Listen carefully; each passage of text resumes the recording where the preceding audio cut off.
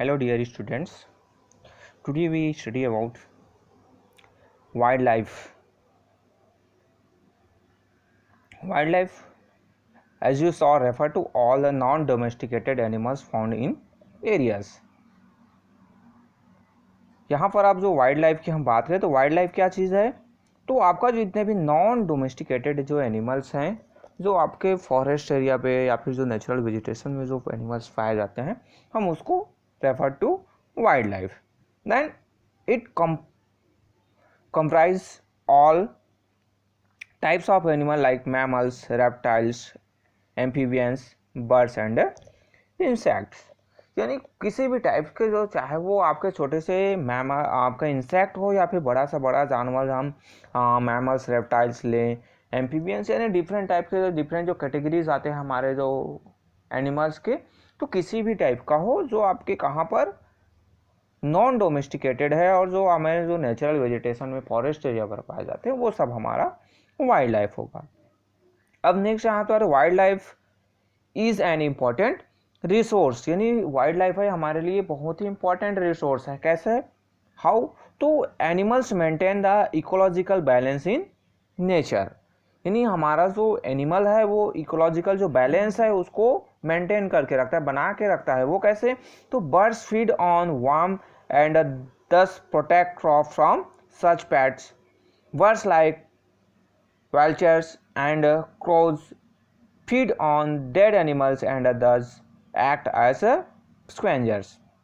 यानी जो आपका जो बर्ड्स की बात है, जैसे हम जो देखते हैं कई जो बर्ड्स हैं वो जनरली हमारे क्रॉप को प्रोटेक्ट करने का काम है, वहाँ पर जो आपके जो इंसेक्ट वगैरह कीड़े मकोड़े हैं उसको खा जाते हैं. कुछ जो ऐसे जो बर्ड्स हैं वो क्या करते हैं, आपके डेड जो एनिमल्स हैं उसको खाते हैं, तो उससे भी हमारा जो इन्वायरमेंट है वो साफ हो जाता है, प्रोटेक्ट हो जाता है. देन जो आता है कि humans Hunt wild life for meet and hide, यानी जो ह्यूमंस है वो क्या करते हैं मांस के लिए, उसके जो चमड़ी है उसके लिए, और जो डिफरेंट टाइप उसके बोन्स है उनके लिए उसको शिकार करते हैं, हंट करते हैं एनिमल्स का. तो कहीं ना कहीं वो इम्पोर्टेंट रिसोर्स है क्या, हमारा एनिमल. देन अब जो नेक्स्ट हम यहाँ पर बात करें, there is definite food chain in ecosystem. अब यहाँ पर फूड चेन की बात आया, इसके बारे में आप लोग साइंस का जो सब्जेक्ट है या फिर जो ईवीएस है उसके में प्रीवियस जो क्लासेज हैं वहाँ पर ऑलरेडी आपने स्टडी किया है फूड चेन. तो यहाँ पर भी आपका जो शॉर्ट में समझा दीजिए. Herbivores feed on producer, carnivores feed on herbivores and omnivores feed on both the producer and the consumer. यानी आपके जो एक जो फूड चेन की बात बताया गया है कि आपका यहाँ पर नीचे में जो आपके हार्वियरस है उसके बाद आपके कौन होते हैं, ये जो हार्वियरस के बाद आपका आ गया कौन, कार्निवरस, जिनको वो किनको खाता है, हार्वियरस को वो खा जाते हैं. देन आपका ओमनिवरस आया, ओमनिवरस यानी ये जो आपका कार्निवरस को भी खाते हैं, देन आपका हार्वियरस को, यानी जो आपका प्लांट्स प्रोड्यूस में जो प्लांट्स को, हार्वियरस ऐसे हैं जो प्लांट्स को खाते हैं, यानी जो आपका जो प्लांट के द्वारा प्रोड्यूस किए गए जो चीज़ें हैं उनको खाते हैं. देन ये कार्निवरस है, यानी ये जो हार्वियरस है उनको खा जाते हैं. देन आपका ये जो ओमनिवरस है वो कार्निवरस या फिर आपका हार्वियरस दोनों को जो है वो फीड करते हैं. तो ये जो डेफिनेट जो फूड चेन है वो चलते रहता है. अब यहाँ पर when the omnivorous and carnivorous diet their remains get mixed into the earth and provide food to the plant, thus the cycle is complete. It highlights the interdependent nature of life on earth. तो ये जो फिर आपका जो ओमनिवरस की बात है वो डाइट हो जाता है, तो फिर से ये जो आपका डिकम्पोज हो जाता है और जो प्लांट्स को मिलता है, तो ये प्लांट्स को जो खाने वाले जो आपके हार्वियरस है उनको प्लांट्स, हार्वियरस है वो प्लांट्स को खाते हैं, ये आपके हार्वियरस को आपके कार्निवरस खाते हैं, कार्निवरस को आपके ओमनिवरस खा जाते हैं, यानी इन दोनों को. तो इस टाइप से कंटिन्यू जो साइकिल है, एक जो चैन है वो चलते रहता है. अब यहाँ पर हो जाता है, thus it is important to protect our wildlife to maintain the ecological balance on the earth. यानी हमारा जो वाइल्ड लाइफ है वो भी बहुत ही इम्पोर्टेंट, जैसे हमारे लिए नेचुरल वेजिटेशंस में हमारा इम्पोर्टेंस है उतना ही इम्पोर्टेंस हमारे लिए हमारा वाइल्ड लाइफ है वो इम्पोर्टेंट है। क्यों? क्योंकि ये जो इकोलॉजिकल जो बैलेंस है उसको मेंटेन करके रखता है।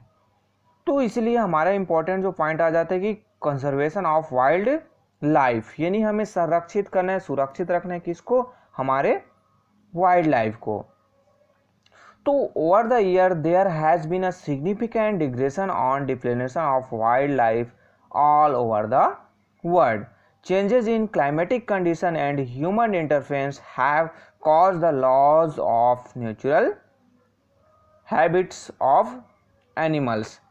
यानी यहाँ पर जो पॉइंट्स आता है कि जो जनरली जो डिग्रेशन हुआ किसमें? वाइल्ड लाइफ में, पूरे वर्ल्ड में आपके जो डिग्रेशन एंड डिप्लेनेशन ऑफ, यानी जो जैसे जैसे हमारे एनिमल्स लाइफ है वो कम होते गए, तो कहीं ना कहीं हमारे जो इकोलॉजिकल बैलेंस है उसमें प्रॉब्लम होने लगा।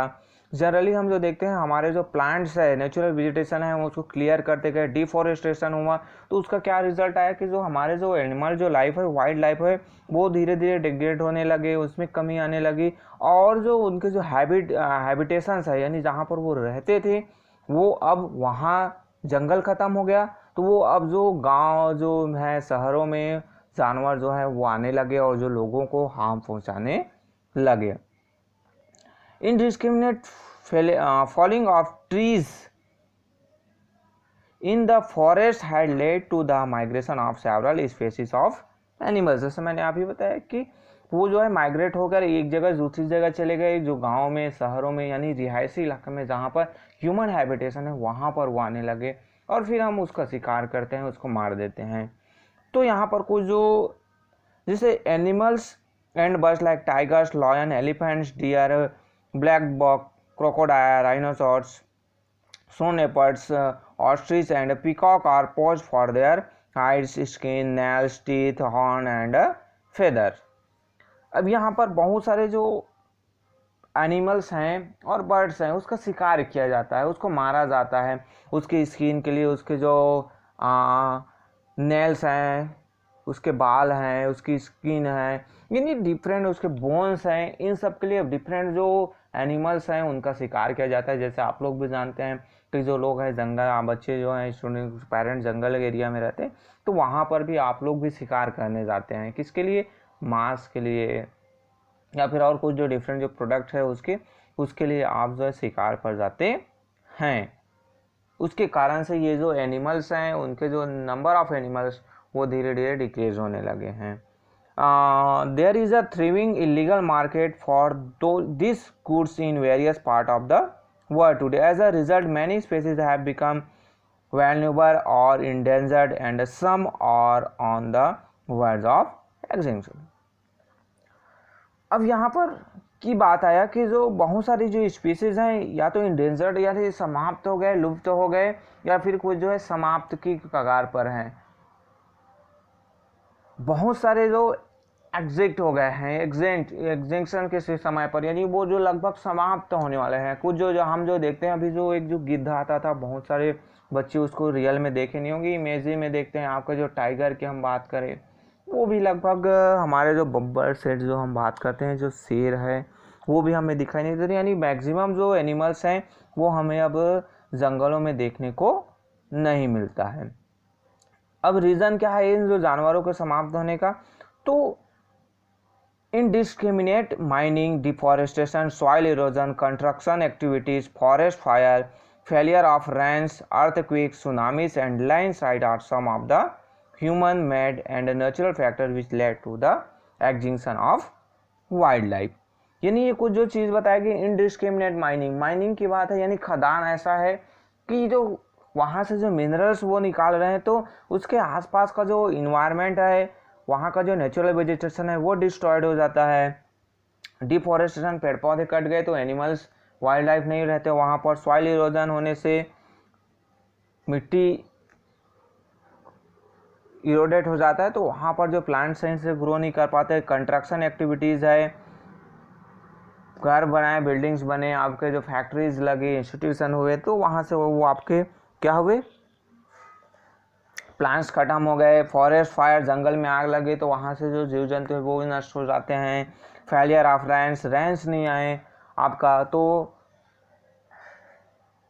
एनिमल्स डिस्ट्रॉय हो जाते हैं। अर्थक्वेक आया तो सुनामी, लैंडस्लाइड, तो ये सब कुछ जो ह्यूमन मेड और आपके नेचुरल जो डिजास्टर हैं उससे फैक्टर्स हैं जिससे आपके एनिमल्स हैं वो समाप्त हो रहे हैं।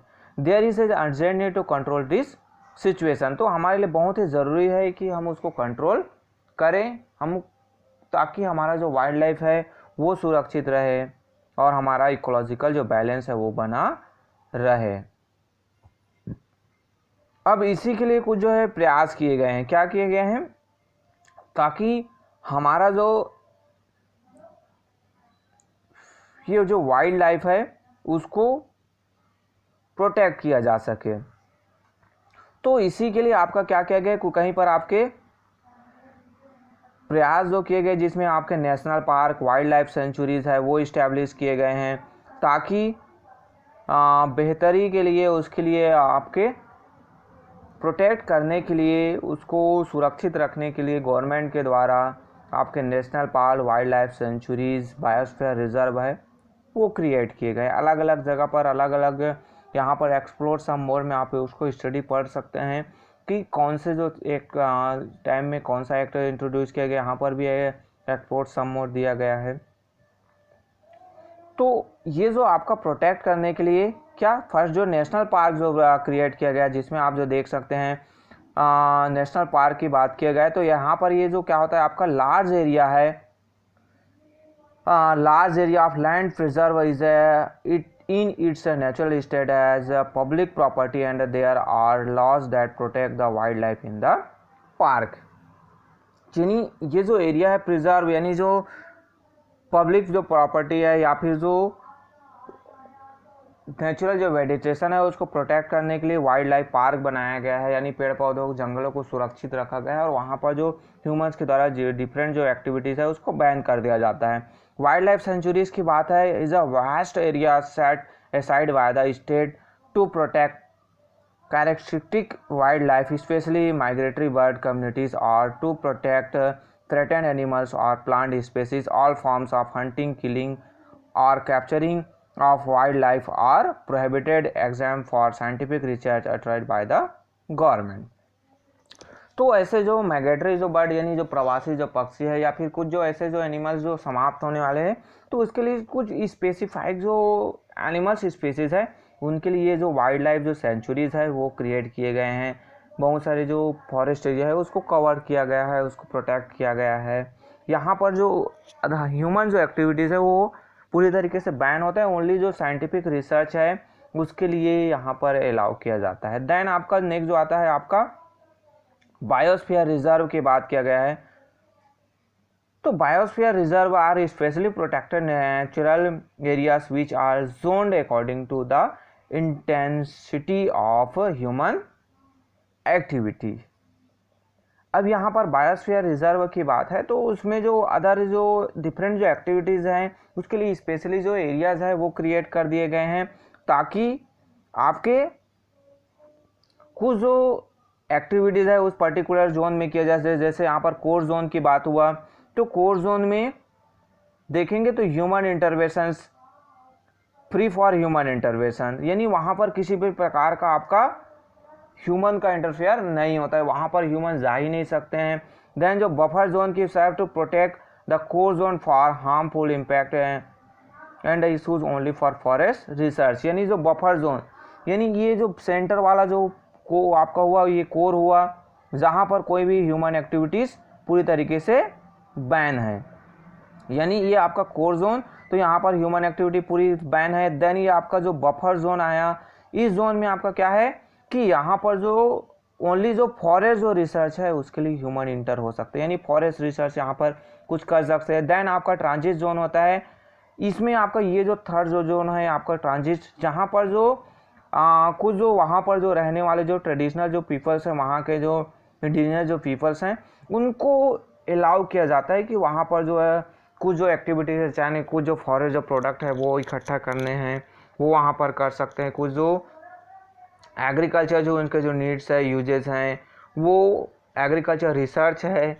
वो ये जो ट्रांजिट जोन है वो किया जा सकता है। तो ये जो डिफरेंट आपके जो natural vegetations, wild life sanctuaries और आपका बायोस्फीयर रिजर्व जो आपके वाइल्ड लाइफ को प्रोटेक्ट करने के लिए इस्टेब्लिश किया गया है किनके द्वारा, गवर्नमेंट के द्वारा। नेक्स्ट हम जो देखेंगे आपका इसी से आगे और क्या प्रोटेक्ट करने के लिए और क्या क्या प्रयास किए गए हैं और क्या क्या जो चीज़ें हैं वो गवर्नमेंट के द्वारा लागू किया गया है। तो ओके, थैंक यू।